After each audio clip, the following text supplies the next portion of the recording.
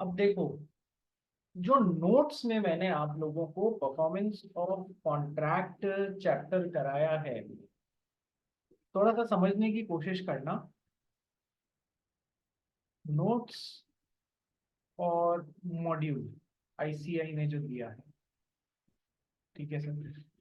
Notes में मैंने आपको परफॉर्मेंस ऑफ कॉन्ट्रैक्ट चैप्टर कराया है। जो मॉड्यूल में चैप्टर है परफॉर्मेंस ऑफ कॉन्ट्रैक्ट, उसी में डिस्चार्ज ऑफ कॉन्ट्रैक्ट कवर किया हुआ है, ठीक है सर। और उसमें 9 तरीके बताए गए हैं, 9 वेज जिससे कि कॉन्ट्रैक्ट खत्म होता है। ओके सर, मैंने ये डिस्चार्ज ऑफ कॉन्ट्रैक्ट जो है ये अलग रखा है। Performance of contract, discharge of contract उधर एक ही चैप्टर में कवर किए गए हैं। मैंने इसके लिए अलग अलग, जैसे मैंने ऑफर एंड एक्सेप्टेंस को इंट्रोडक्शन पार्ट से अलग किया था ना, वैसे ही मैंने performance of contract and discharge of contract को अलग अलग किया। अब मॉड्यूल की तरफ एक बार वापस आओ। यहाँ पर नेक्स्ट चैप्टर का नाम क्या दिया गया है? Breach of contract and it's remedies.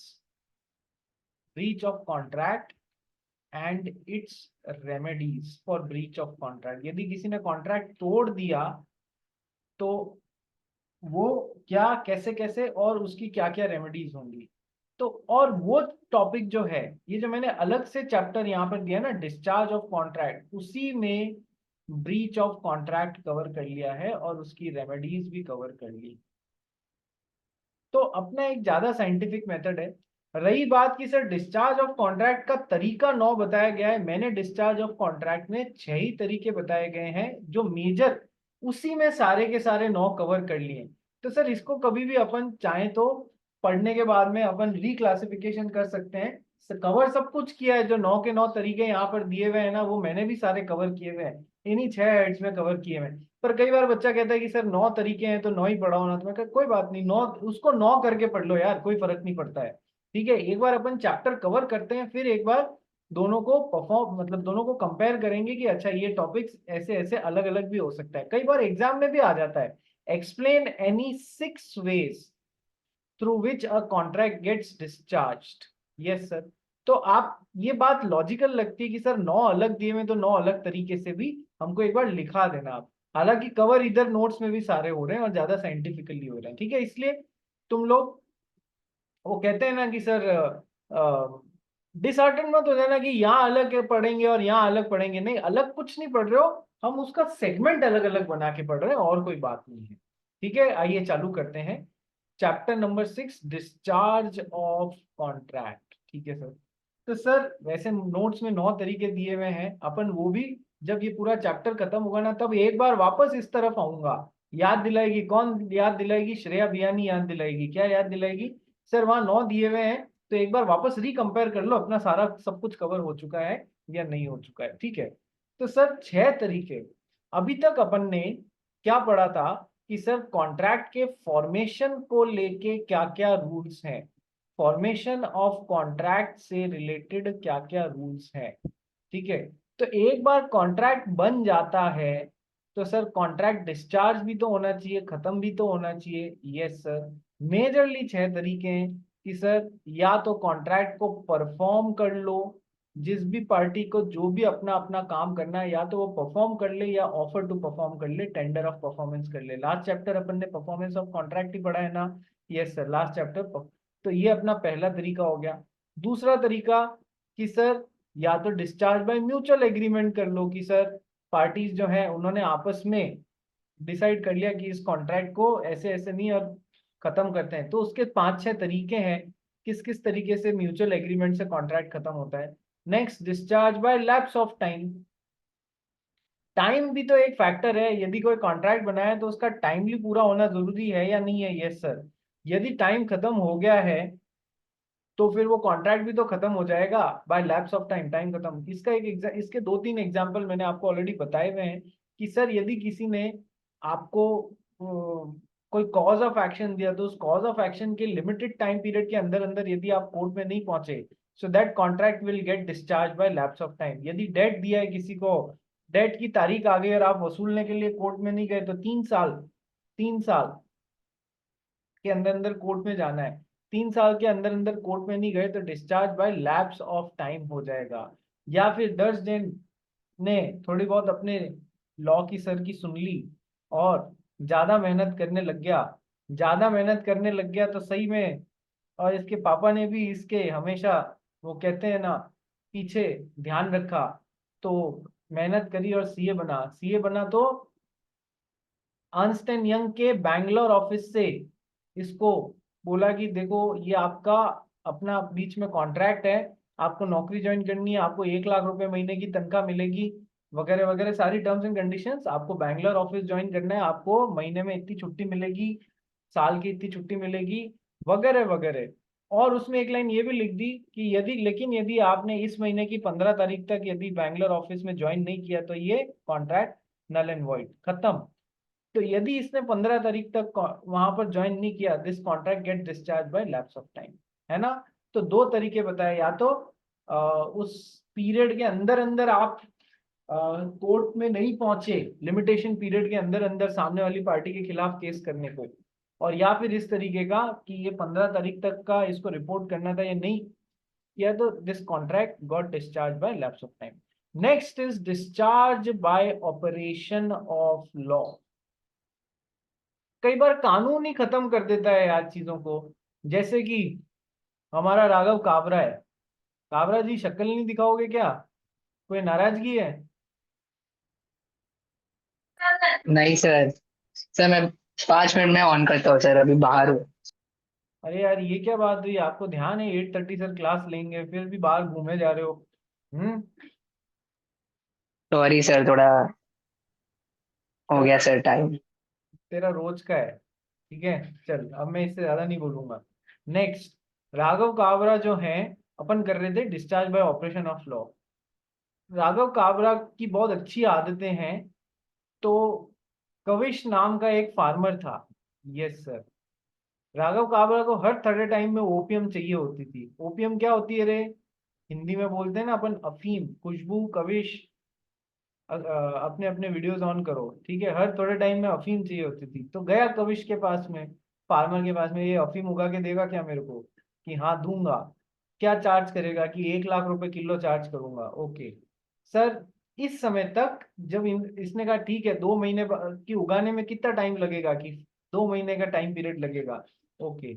इस समय तक जब ये दोनों ने कॉन्ट्रैक्ट बनाया कि मैं तुझे 2 लाख रुपए दूंगा, तू मुझे 2 किलो अफीम उगा के देना। ओके। ओपियम के ऊपर कोई बैन नहीं लगाया हुआ था गवर्नमेंट ऑफ इंडिया ने उसकी खेती पे। लेकिन सर ये 2 महीने का टाइम पीरियड अभी खत्म नहीं हुआ, उससे पहले ही सरकार ने बोल दिया अब से ओपियम की खेती, बिक्री, खरीदी बिना सरकारी उसके नहीं हो पाएगी, ठीक है। बैन कर दिया उसको। तो सर ये वैलिड कॉन्ट्रैक्ट जो है बाय ऑपरेशन ऑफ लॉ, कानून ने खराब कर दिया ना इसको, अब ये डिस्चार्ज हो गया bye operation of law. Valid contract था, कानून के कारण खत्म हो गया। एक और एग्जांपल देखो। मान लो हमारा कविश है, कविश कहाँ चला गया? दिख नहीं रहा है कविश भैया। मान लो हमारा कविश है। कविश ने अक्षित कासट के साथ में एक एग्रीमेंट बनाया। क्या एग्रीमेंट बनाया? कि मैं तेरे को प्लास्टिक पॉलीथीन सप्लाई करूंगा 100 किलो आफ्टर 2 मंथ्स। ऑर्डर मिलने के 2 महीने बाद सप्लाई करूंगा, और तू मुझे उसी समय जो भी रुपए, 10,000 रुपए ये दे देना या 20,000 रुपए ये दे देना। Okay sir. अब सर टाइम है 2 महीने का ये सप्लाई करने में। उससे पहले गवर्नमेंट ऑफ महाराष्ट्र ने एनवायरनमेंट की भलाई के लिए एक ऑर्डर निकाल दिया कि सिवाय दूध की थैलियों के, दूध भी तो प्लास्टिक की उसमें आता है, टेट्रा पैक में आता है, ठीक है। सिवाय दूध की थैलियों के कोई और सामान के लिए प्लास्टिक बैग्स काम में, पॉलिथीन काम में नहीं ली जाएंगी। तो ये bye operation of law valid contract किस में कन्वर्ट हो गया सर? डिस्चार्ज हो गया। वॉइड वॉइड कॉन्ट्रैक्ट बोल लो या डिस्चार्ज ऑफ कॉन्ट्रैक्ट हो गया, ठीक है। चलिए सर, तो discharge by operation of law समझ लिया, discharge by lapse of time समझ लिया, डिस्चार्ज बाय परफॉर्मेंस तो हमने कर ही लिया था पिछला पूरा चैप्टर। परफॉर्मेंस दो तरीके से, एक्चुअल परफॉर्मेंस या एंटिसिपेटरी परफॉर्मेंस या टेंडर ऑफ परफॉर्मेंस। ठीक है, next, discharge by impossibility of performance. Sir कैसे, कि क्या हो गया आरुष मुंद्रा? तो इसमें मुझे तो ऑपरेशन ऑफ लॉ में सीधा वॉइड ही हो जाएगा ना कॉन्ट्रैक्ट डिस्चार्ज होके, डिस्चार्ज है तो वॉइड है ना? कॉन्ट्रैक्ट जो है वो वैसे ही खत्म ही हो गया ना यार। ठीक है, हाँ डिस्चार्ज हो हाँ, चुका है, अब क्या कोई भी पार्टी उसको कोर्ट में ले जाके एनफोर्स करा सकती है? नहीं कॉन्ट्रैक्ट ही नहीं बचा, तो ठीक है। डिस्चार्ज हो चुका है, वो वॉइड कॉन्ट्रैक्ट मतलब डिस्चार्ज है, अब कोई पार्टी कुछ नहीं कर सकती उसमें। हाँ, थैंक यू सर। ठीक है, नेक्स्ट अपन को पढ़ना है अब क्या पढ़ना है, discharge by impossibility of performance. इस सर आरुष मुंदड़ा का इंपोर्टर है ये बहुत बड़ा, तो इसके शिप्स चलते हैं बहुत सारे। तो आरुष मुंदड़ा का एक शिप आ रहा था from China to India. Okay sir, और उस शिप में 50 कंटेनर्स आ रहे थे, मान लो कोई भी चीज के टॉयज के आ रहे थे। ओके सर, आरुष मुंदड़ा ने एग्रीमेंट बनाया किसके साथ में, दर्श जैन के साथ में, कि वो जो शिप आ रहा है उसमें से 10 कंटेनर मैं तेरे को दूंगा, और तो मुझे जब दूंगा तब 10 लाख रुपए दे देना। सर जब कॉन्ट्रैक्ट बनाया था तब बिल्कुल सही था, शिप आ रहा था, कहीं नहीं डूबा था, बिल्कुल सही चल रहा था। क्या हो गया मुंदड़ा, इतनी हंसी क्यों आ रही है? कि सर मैंने तो इसमें आगे सपने में भी नहीं है सोचा नहीं। था कि मेरी शिप लाइन होगी सर, शिपिंग लाइन होगी। ठीक है, चलो आ जाओ। तो सर अब, अरे सपने बड़े देखा करो, छोटे सपने चिंदी सपनों में कुछ नहीं रखा है, बड़े सपने होने, विजन बड़ा होना चाहिए हमेशा, विजन बड़ा होना चाहिए अपना। कि सर क्या करें, 10 नंबर का चश्मा लगा लें तो विजन बड़ा हो जाएगा? अबे वैसे नहीं, दिमागी सोच का विजन बड़ा होना चाहिए। ठीक है, तो सर आरुष मुंदड़ा ने जब ये एग्रीमेंट या कॉन्ट्रैक्ट 10 जन के साथ में बनाया, तब शिप बिल्कुल सही था, सेल कर रहा था, आ रहा था समुद्र के ऊपर तैर के। ओके, वैलिड कॉन्ट्रैक्ट बना। लेकिन सर बीच में ऐसा एक कोई इवेंट हो गया कि शिप डूब गया पानी में, और अब ये वैलिड कॉन्ट्रैक्ट ड्यू टू, अब क्या वो 10 कंटेनर सप्लाई करना पॉसिबल है? नहीं सर, इम्पॉसिबिलिटी ऑफ परफॉर्मेंस हो चुकी है, इम्पॉसिबिलिटी ऑफ परफॉर्मेंस हो चुकी है। तो अब ये discharge by impossibility of performance समझ में आ गया? Yes sir. सर एक और एग्जांपल देता हूं, आरुष ने 10 जन को बोला मैं तो विदेश पढ़ने जा रहा हूँ, मेरी बाइक है, तू खरीदेगा कि 1 लाख रुपए में? इसने कहा हाँ खरीदूंगा। ठीक है, तो अगले महीने की 31st को मैं अपनी बाइक तेरे को दे देता हूँ, तब तक मेरा भी सारा काम हो जाएगा, और तू मुझे तभी 1 लाख रुपए दे देना। ये कॉन्ट्रैक्ट कब बन रहा है सर? आज बन रहा है। ये कॉन्ट्रैक्ट जब आज बन रहा है, अ, भविष्य में पूरा किया जाएगा। लेकिन सर 31st को बाइक देनी थी और 20th को ही बाइक का ऐसा एक्सीडेंट हुआ कि अब वो कॉन्ट्रैक्ट के डिस्क्रिप्शन से न मेल खा सकती है, न उसको पहले जैसा किया जा सकता है। तो अब ये डिस्चार्ज, सब्जेक्ट मैटर ही डिस्ट्रॉय हो गया ना, तो discharge by impossibility of performance. Sir ये भी वैलिड कॉन्ट्रैक्ट किस में कन्वर्ट हो गया सर? वॉइड कॉन्ट्रैक्ट में कन्वर्ट हो गया, डिस्चार्ज हो गया। ये दोनों एग्जाम्पल जो मैंने आपको दिए थे, शिप आ रहा है तब कॉन्ट्रैक्ट बनाया, शब्द बिल्कुल सही है। और ये जो दूसरा जब बाइक देने का, ये दोनों कॉन्ट्रैक्ट डिस्चार्ज हुए बाय इम्पॉसिबिलिटी ऑफ परफॉर्मेंस। ये दोनों एग्जाम्पल है। इम्पॉसिबिलिटी दो तरीके की होती है, एक तो होती है इनिशियल इम्पॉसिबिलिटी, और एक होती इनिशियल इम्पॉसिबिलिटी ऑफ परफॉर्मेंस, और एक होती है subsequent impossibility of performance.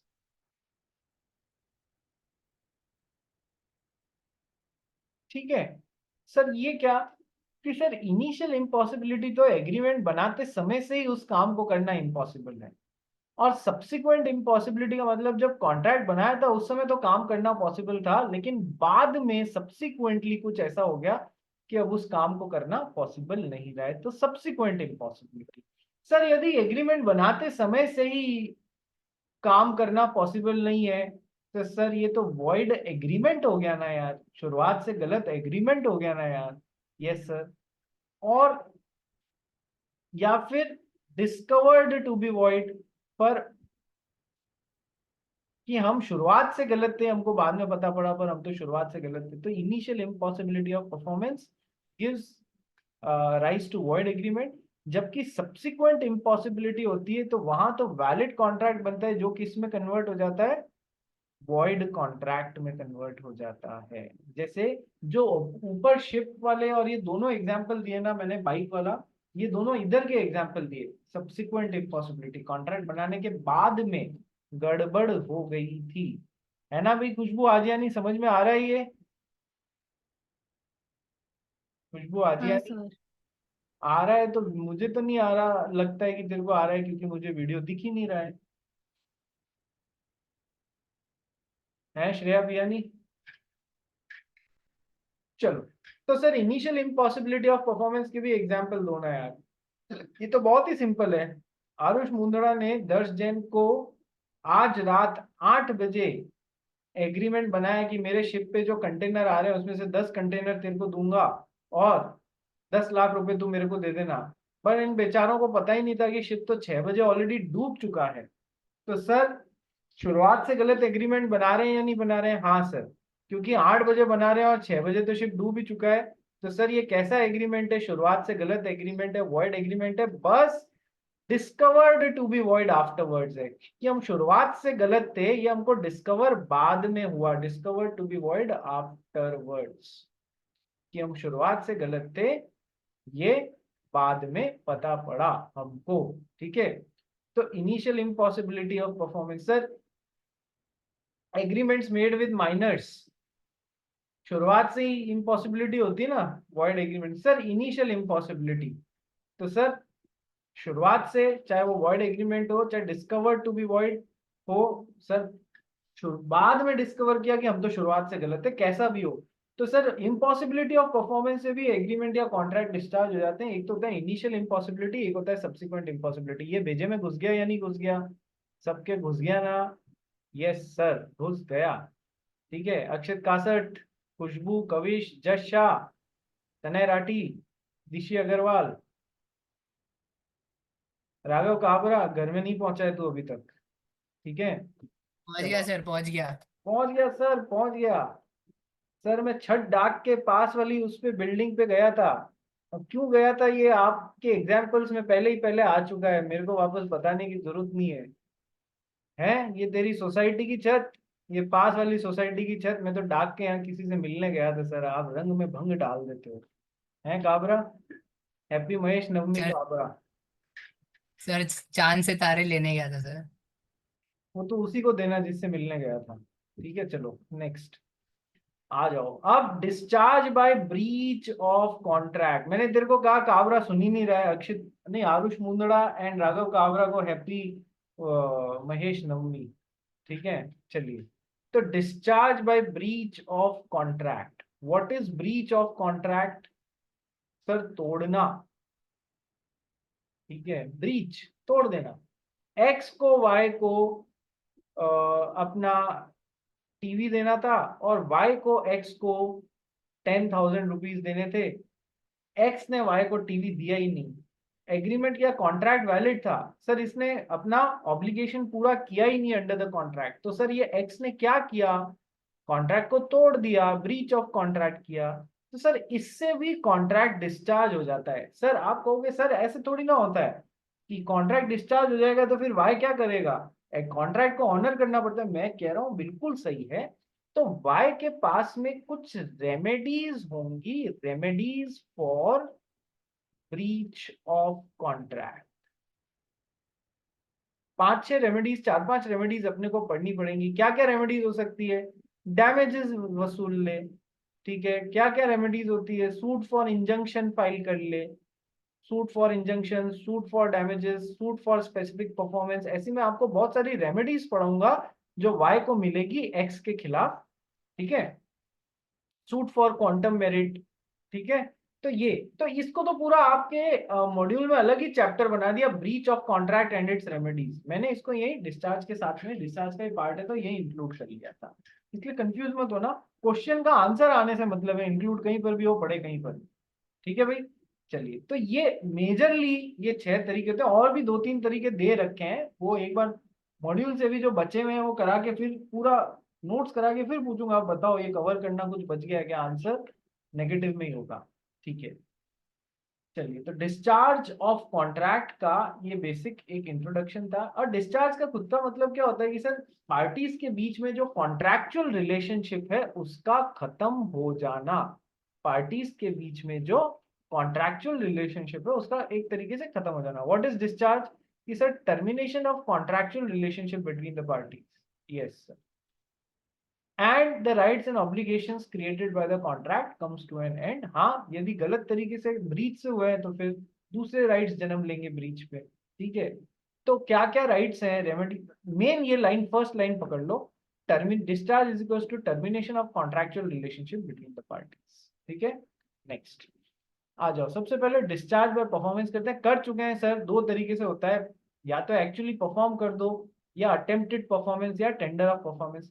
Sir मान लो सबसे पहला पार्ट करें, discharge by performance, first part. X ने वाई को बाइक देने का वादा किया था अपनी, और वाई ने उसको 1 लाख रुपए देने का वादा किया था अगले महीने की 30th को। ओके, इसने बाइक दे दी, इसने 1 लाख रुपए दे दिए, दोनों ने अपने अपने ऑब्लिगेशंस परफॉर्म कर दिए, एक्चुअली परफॉर्म कर दिए, तो कॉन्ट्रैक्ट डिस्चार्ज हो गया है बाय परफॉर्मेंस और नॉट? यस सर, बिल्कुल हो गया। दूसरा होता है अटेम्प्टेड परफॉर्मेंस। सर एक्स को 30th को बाइक देनी थी वाई को, एक्स बाइक लेके 30th को पहुंच गया वाई के पास में कि अपन दोनों के बीच में एग्रीमेंट हुआ था, मैं आपको बाइक देने के लिए लाया हूं। अब इसने बाइक लेने से गलत तरीके से मना कर दिया, तो सर इसकी तो वैलिड अटेम्प्टेड परफॉर्मेंस बिल्कुल सही थी या नहीं थी? Yes sir, it was a valid tender of performance. So क्या ये ब्रीच ऑफ कॉन्ट्रैक्ट के लिए क्या ये कभी इसको जिम्मेदार ठहराया जा सकता है? नहीं सर, कभी भी नहीं ठहराया जा सकता। तो सर अटेम्प्टेड परफॉर्मेंस से भी ये आदमी डिस्चार्ज हो गया है, अब इसको वापस दोबारा पूछने की जरूरत नहीं है। ठीक है, ये भी पढ़ा हुआ है अपन ने, ये गलती बार हो चुका है। यस सो एक्चुअल परफॉर्मेंस या अटेम्प्टेड परफॉर्मेंस, उससे भी डिस्चार्ज बाय परफॉर्मेंस हो जाता है। हाँ, इसके अब वाई ने नहीं लिया तो सर वो एक तरीके से ब्रीच कर रहा है, तो सर वहां पर इसको एक्स को कुछ रेमेडीज मिलेंगी। आरुष बोल, क्या हुआ? मैं पूछ रहा था, समझो उसने अटेम्प्टेड परफॉर्मेंस किया और सामने वाली पार्टी ने रिफ्यूज किया, ठीक है? तो हाँ, अगर वो सामने वाला पार्टी उससे बाद में वापस बोलेगा कि अब मेरे को दे दे, तो फिर वो मांग सकता है वापस लेटर ऑब्लिगेशन उसका?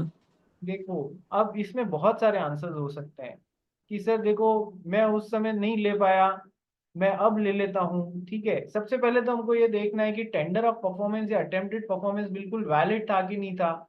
यदि वैलिड नहीं था तो एक्स की गलती है।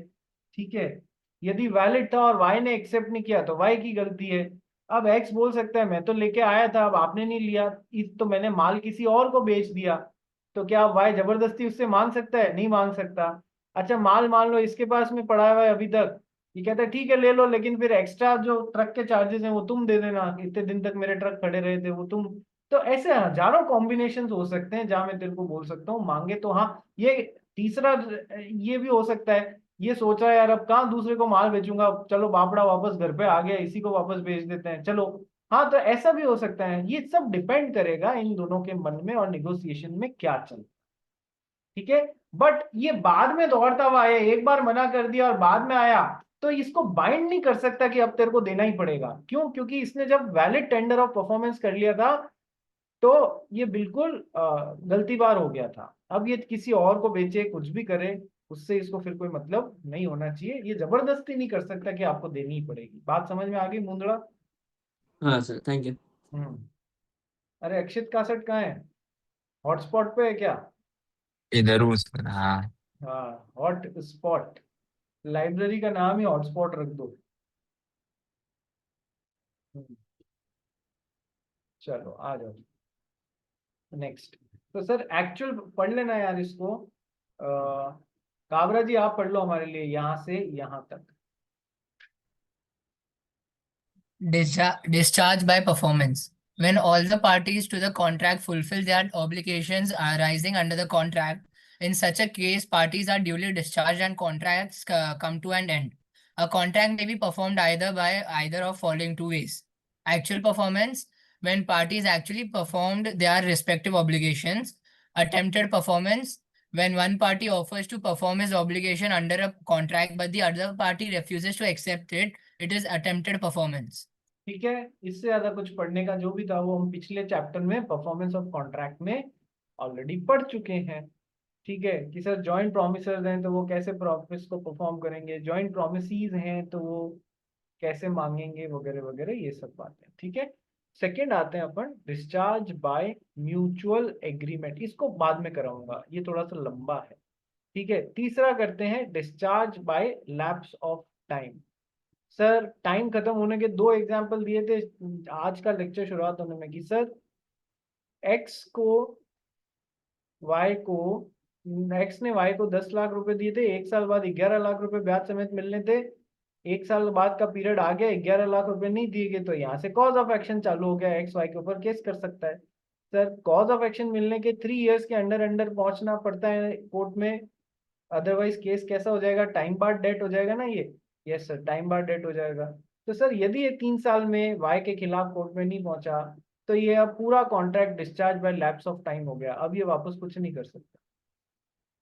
समझ में आया? ये पहला तरीका। दूसरा तरीका वो मैंने बताया था ना, 10 जन को नौकरी मिली, सारे टर्म्स एंड कंडीशंस कॉन्ट्रैक्ट बन गया, लेकिन EY जो अर्न्स्ट एंड यंग ने बोला बैंगलोर ऑफिस में रिपोर्ट करो, 15 तारीख तक नहीं करोगे तो हमारे बीच का कॉन्ट्रैक्ट खत्म, फिर रिपोर्ट मत करना।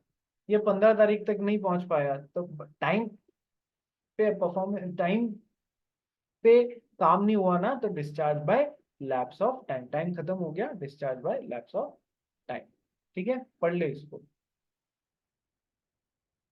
Discharge by lapse of time. When a contract is to be performed within the stipulated time period and party does not perform it within that time, the contract is discharged by lapse of time fixed for its performance.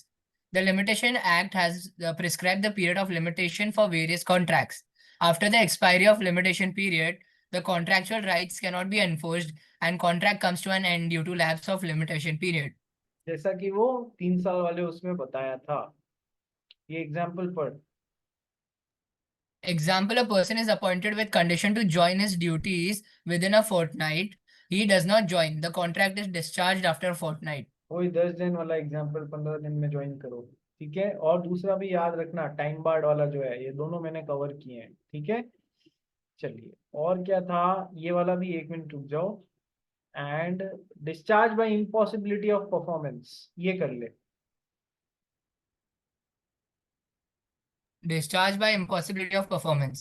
Contract is discharged when it becomes impossible to perform. Impossibility may be of two types. Initial impossibility, when parties agree upon doing something which is impossible to perform, it is void, whether the fact of impossibility were known or not at the time of making contract.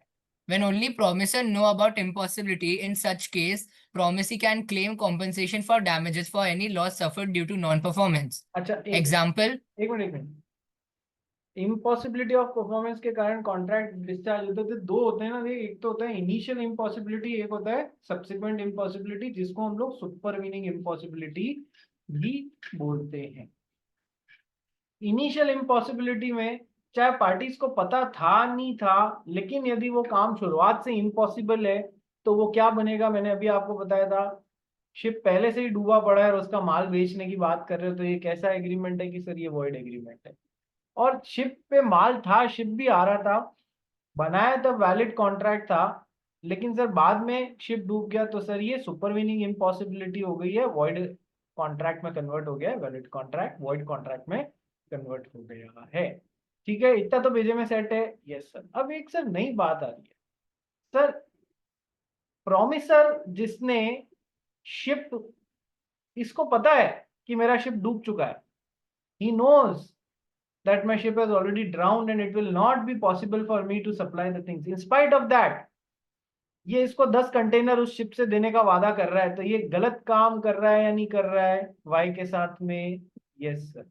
Sir agreement तो इस case में भी शुरुआत से गलत agreement ही रहेगा, void agreement ही रहेगा, क्योंकि उसको पूरा करना पॉसिबल नहीं होगा।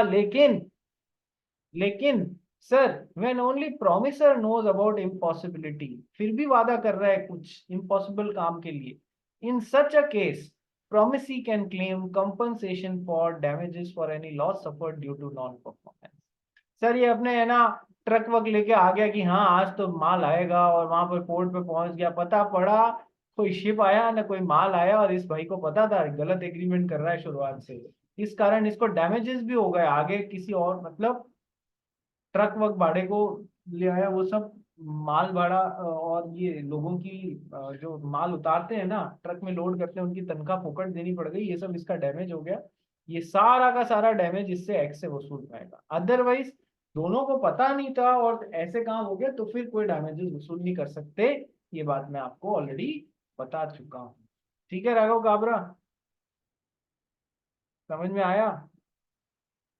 सर आज आप मेरे ही पीछे क्यों पड़ गए हो? क्योंकि आज तेरी अपीयरेंस में कुछ अलग लग रहा है हमको। ठीक है चलिए नेक्स्ट। क्या सर? कुछ नहीं, एग्जाम्पल पढ़। Example: A agrees with B to discover treasure by magic. Agreement is void due to initial impossibility. A contracts to marry B, but A is already married to C. Law of land forbids polygamy. Now A shall compensate B for the loss caused due to non-performance. ए भाई पहले से ही B के साथ, ए ने B के साथ में शादी करने का वादा किया, पर ये तो पहले से सी से शादीशुदा था। ठीक है, तो इसने ये जानता था ना कि ये शुरुआत से इम्पॉसिबल टाइप का एग्रीमेंट कर रहा है, क्योंकि कानून जो है हमारे इंडिया का वो एक से ज्यादा शादी करना अलाउ नहीं करता है। Law of land forbids polygamy. ठीक है, तो sir now A shall compensate B for the loss caused due to non performance. ठीक है, वो कंपनसेट करेगा। और जो शिप वाला एग्जांपल मैंने दिया वो भी इसमें फिट बैठा सकते हो कि सर पता था कि शिप डूबा हुआ है तो भी उसका माल बेचने की कोशिश कर ली, सर अब वो सामने वाला आपसे डैमेजेस वसूल सकता है। इनिशियल इम्पॉसिबिलिटी हो गया, यस सर हो गया। काबरा जी आपका डाउट सॉल्व करते हैं, पहले एक बार सेम लिंक पे वापस रिज्वाइन कर लो।